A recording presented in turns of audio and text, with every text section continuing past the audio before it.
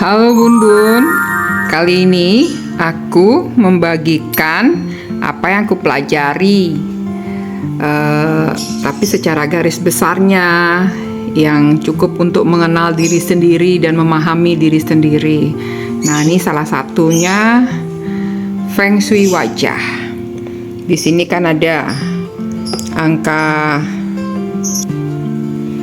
ini angka 1 yang berhubungan dengan karir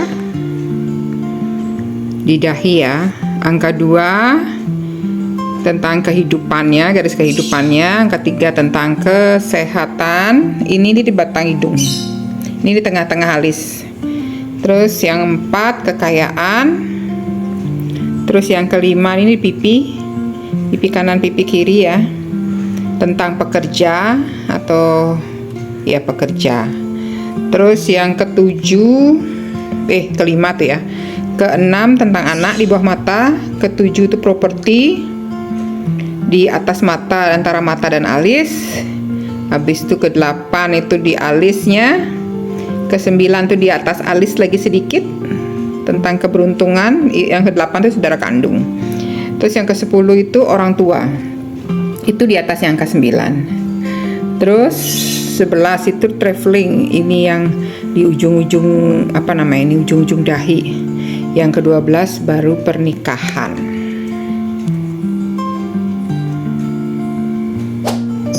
Nah, sekarang penjelasannya. Yang tadi yang nomor 1 itu, yang karir itu, penjelasannya ini adalah karir adanya di dahi kita.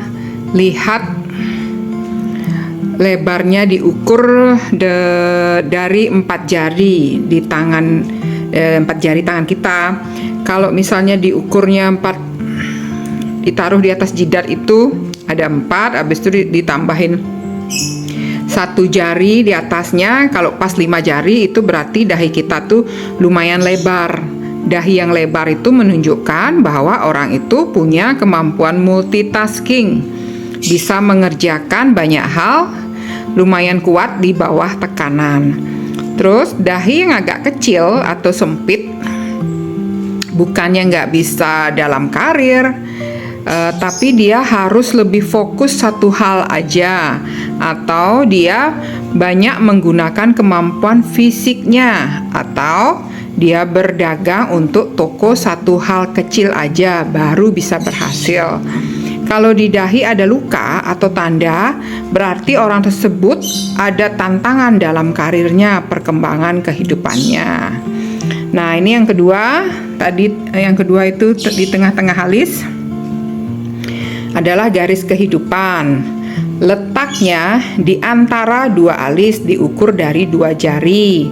Kalau di 2 jari pas itu berarti dia lumayan garis kehidupannya. Kalau hanya 1 jari jaraknya atau alisnya nempel, orang ini sifatnya keras. Dia menekan atau curigaan dan agak pesimis. Kalau lewat dari 2 jari, orang ini lebih gampang keluar uangnya, lebih waspadalah di pengelolaan uang.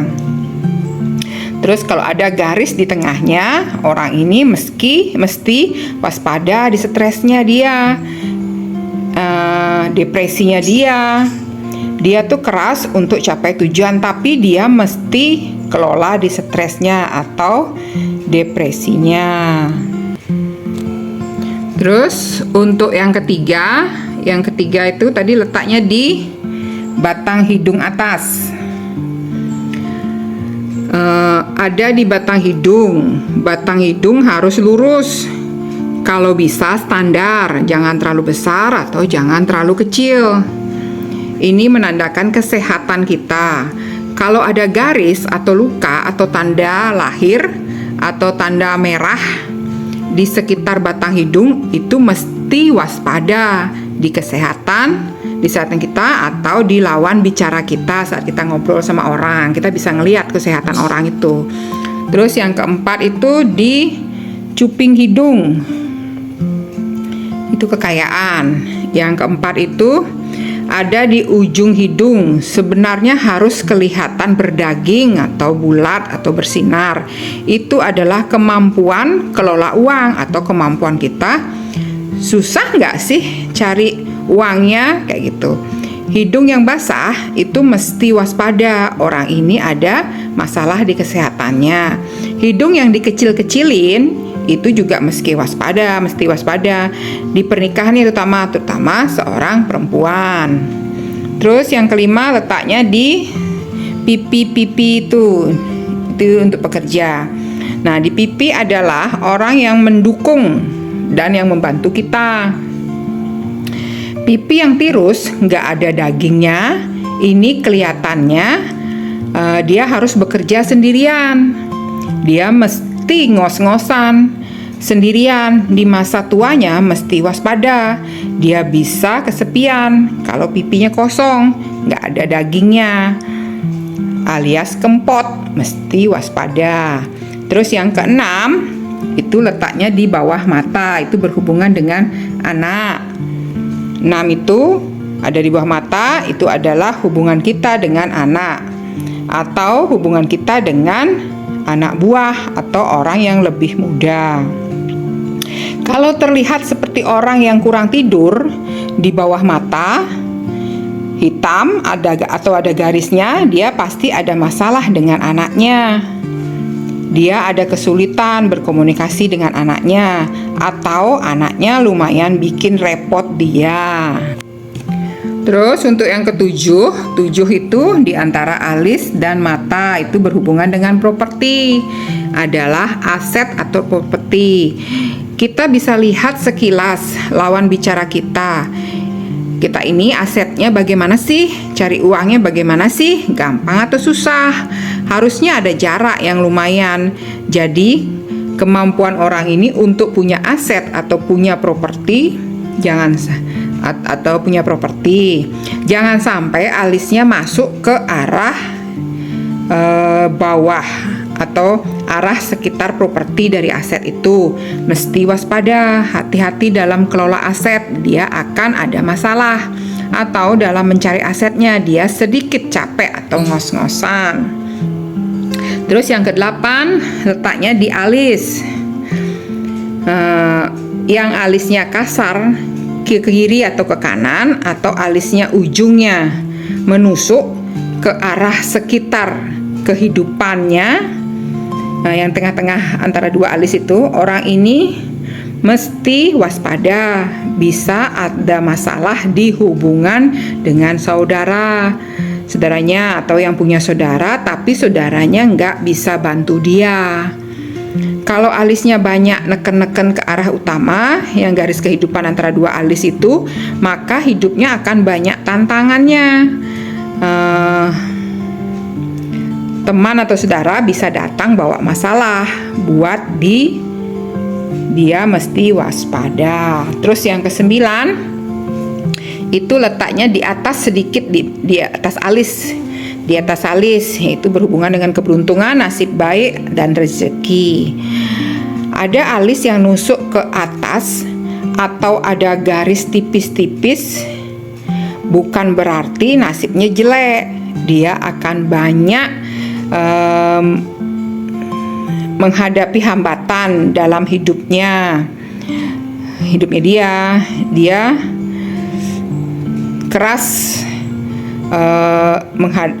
tetap bisa berhasil. Cuma jalan hidupnya keras banget.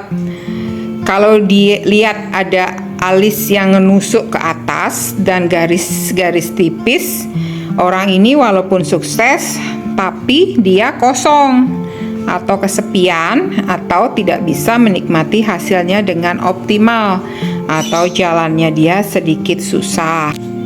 Terus yang ke-10 letaknya di atas dari yang 9, itu berhubungan dengan orang tua.